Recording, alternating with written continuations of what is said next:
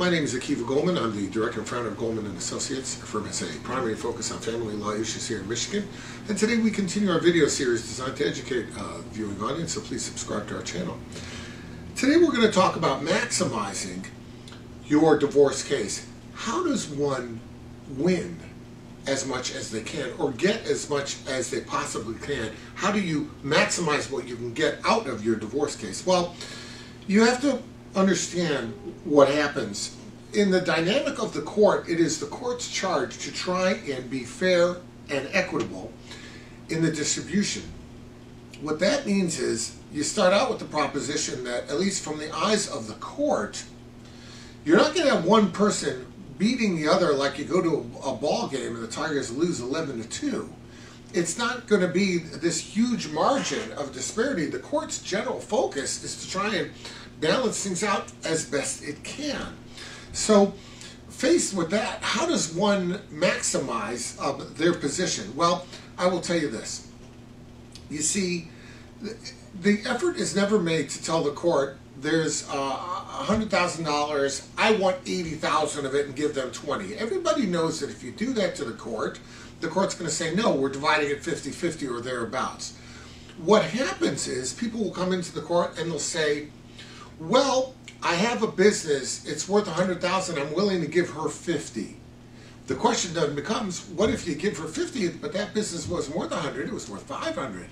In other words, how do you maximize what you're going to get out of the case if the thing that you're evaluating is not a bank account? You see, a bank account is easy. We know exactly what the value is. But a vehicle, a home, a business, a future interest in something, some sort of receivable that could fluctuate based on the market. You know, these kinds of things, very, very hard to tell what the value is. So what you should do is seek professional guidance. I don't just mean get guidance from your lawyer. I mean, if your lawyer tells you, you know what, we ought to call in an actuarial expert. We ought to get somebody who's going to be able to help us out with the accounting. Somebody who can do a business valuation so we can know exactly what this is worth. That professional guidance will help you maximize the value. If they say the house is worth $150 and you think it's worth more than that, hire an appraisal. Get a professional appraisal to come in and tell you. And he may say it's not $150, it's worth $2.25, maybe $250. You know, that kind of thing. So that's how you maximize the value. Another thing also you've got to consider is that sometimes it pays to consider alternative dispute resolution to try and mediate your case before it gets to the judge. Because a lot of times the courts will direct the parties to the guidance of mediators in an effort to avoid the judge having to make the decision, and maybe the case will resolve. Going to a mediator might also be a way to maximize things, because always with the mediator, the idea is, okay, let's agree on this.